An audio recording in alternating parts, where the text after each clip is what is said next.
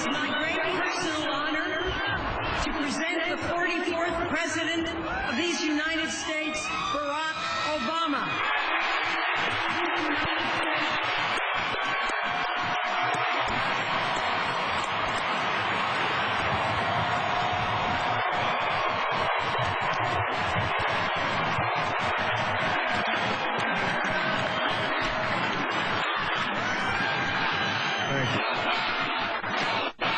Thank you.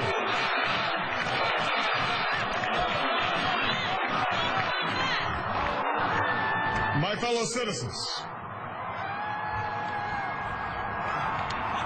I stand here today humbled by the task before us,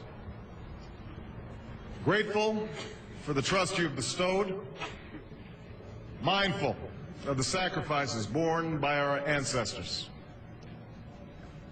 I thank President Bush for his service to our nation.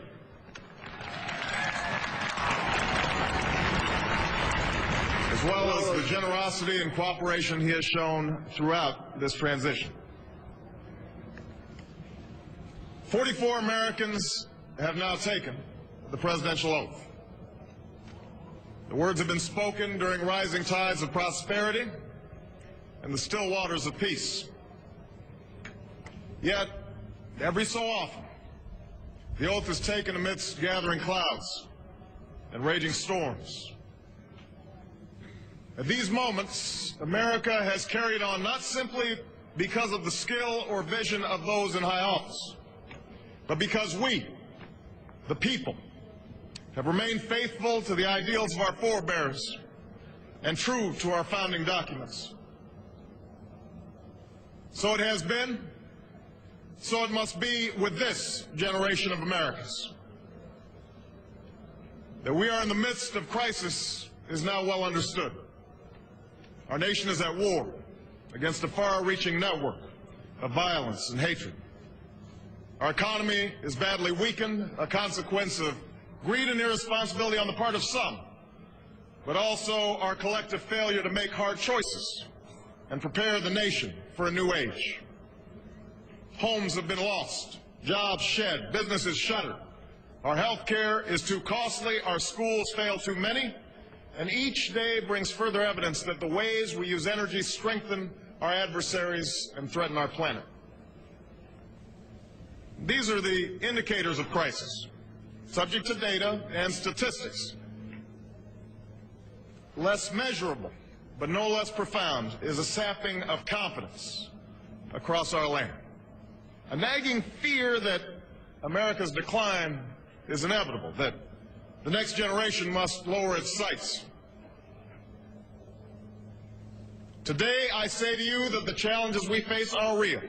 They are serious and they are many. They will not be met easily or in a short span of time. But know this, America, they will be met.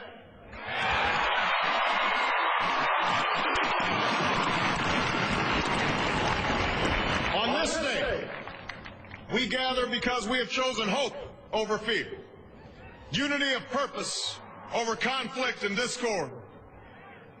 On this day, we come to proclaim an end to the petty grievances and false promises, the recriminations and worn-out dogmas that for far too long have strangled our politics.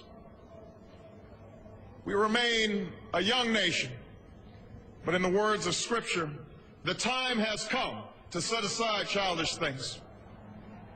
The time has come to reaffirm our enduring spirit, to choose our better history, to carry forward that precious gift, that noble idea passed on from generation to generation, the God-given promise that all are equal, all are free, and all deserve a chance to pursue their full measure of happiness.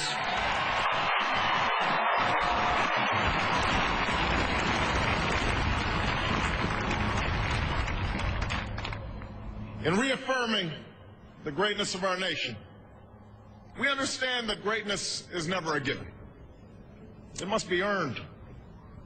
Our journey has never been one of shortcuts or settling for less. It has not been the path for the faint-hearted, for those who prefer leisure over work or seek only the pleasures of riches and fame. Rather, it has been the risk takers, the doers, the makers of things, some celebrated, but more often men and women obscure in their labor, who have carried us up the long, rugged path towards prosperity and freedom. For us, they packed up their few worldly possessions and traveled across oceans in search of a new life. For us, they toiled in sweatshops and settled the West, endured the lash of the whip, and plowed the hard earth.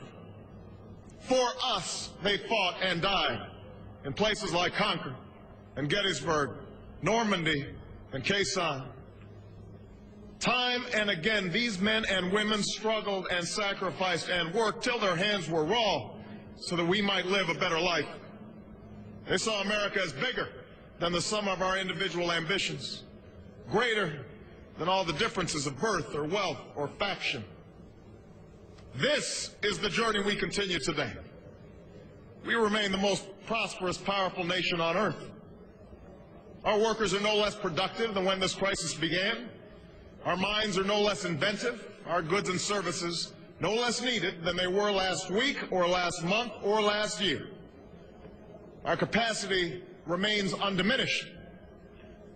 But our time of standing pat, of protecting narrow interests and putting off unpleasant decisions, that time has surely passed. Starting today, we must pick ourselves up, dust ourselves off, and begin again the work of remaking America.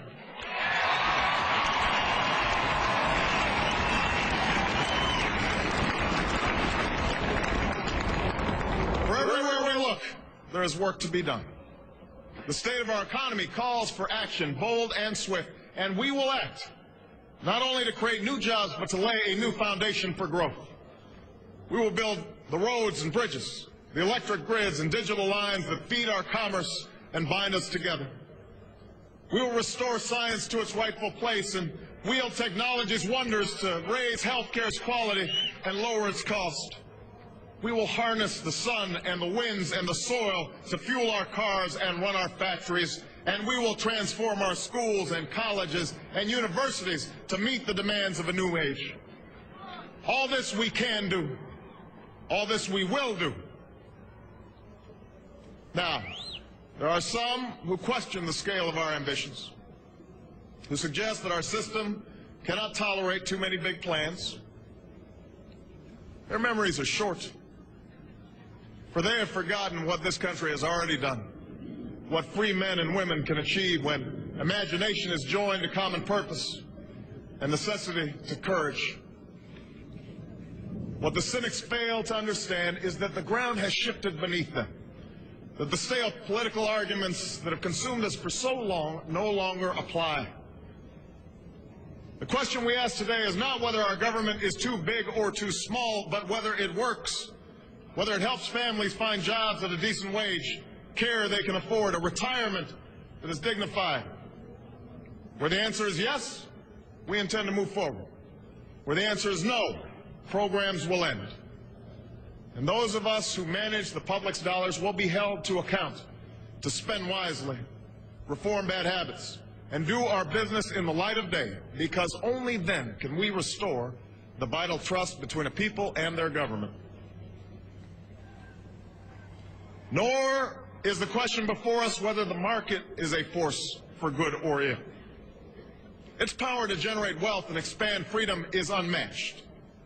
But this crisis has reminded us that without a watchful eye, the market can spin out of control. The nation cannot prosper long when it favors only the prosperous. The success of our economy has always depended not just on the size of our gross domestic product, but on the reach of our prosperity, on the ability to extend opportunity to every willing heart. Not out of